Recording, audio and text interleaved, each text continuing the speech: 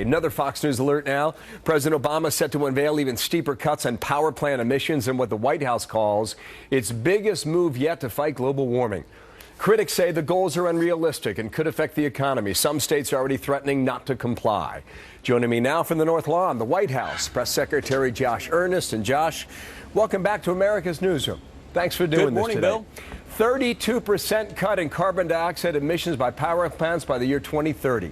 What is the effect of this new rule, Josh? Well, Bill, this is the most substantial step that the United States has ever taken to fight climate change. And we know that the biggest carbon polluters are the energy power industry. And that's why we want to work with states and work with the industry to try to bring some change to that industry so we can make sure that we are fighting the causes of climate change, but we're also doing it in a way that actually protects the health of the American public and lowers costs for consumers. So that's why the president has put in place this plan that will be flexible in terms of working with states and will be working with utilities. Okay. But ultimately, we're asking them to make a significant commitment because for too long, Washington, D.C. politicians have been putting off confronting directly the most significant causes of carbon pollution and climate change, and that's exactly what we're doing with this rule. So let's go through it, and you're going to hear these questions today. The critics argue the effects will bring higher electricity rates. The critics argue there'll be a loss of jobs. They argue the effect is against the economy and not against the environment, Josh. Well, Bill, what I would say is that we are actually giving states an incentive to invest in clean energy. And if we do that, that will do both things. That will make our economy stronger. It will create jobs in the clean energy sector, but it will also save consumers when they're paying their utility bill, both because of investments in energy efficiency. The cleanest kind of energy bill is actually the energy that we don't have to use. That's why energy efficiency gains are so important, but also if we can invest in solar and wind power, we can actually create jobs, but also make it more affordable for consumers when they're paying their monthly utility bill. And I think we'll figure that out in time. But how effective can this be if Russia and India and other effective emerging markets are not doing the same thing? Well, Bill, it can be helpful, but we are going to need to see other countries come along. The good news is, by taking these important steps domestically, we can leverage our influence around the world to convince other countries to take similar steps. That's exactly what we've seen in China. China, for a long time, has been a terrible polluter when it comes to carbon pollution. But when the president traveled to China back in November, the president was willing to link up steps that we're taking in this country with steps that China has now committed to take. I think you're right about that. Terrible polluter. Can you trust him?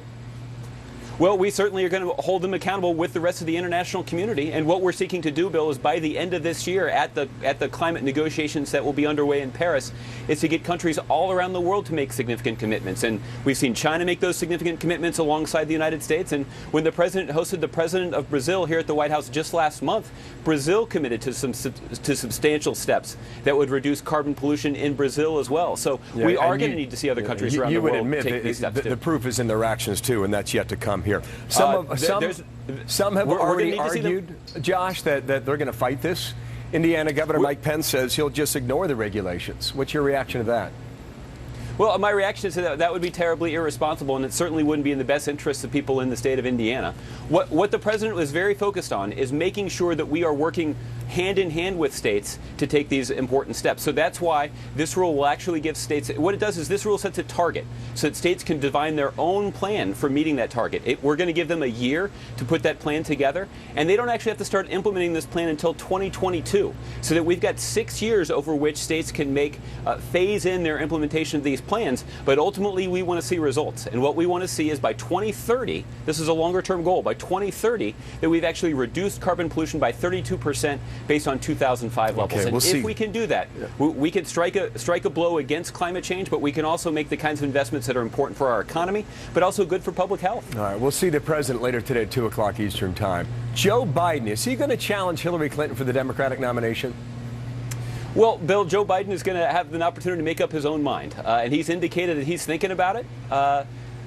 When in 2008, when President Obama, then Senator Obama, selected then Senator Biden as his running mate, the president has described that as the smartest political decision that he's ever made. And he chose somebody who had a long career of fighting for the middle class, somebody who, when he served in the Senate, established relationships around the globe that have been useful in advancing the interests of the United States. And the fact is, Joe Biden has used both of those sets of skills and experience to advance our interests, and that's why he's been an excellent vice president and historically good vice president. So you said ultimately he'll have to make up his own mind about whether or not he wants to run for the presidency. You said he's thinking about it, right?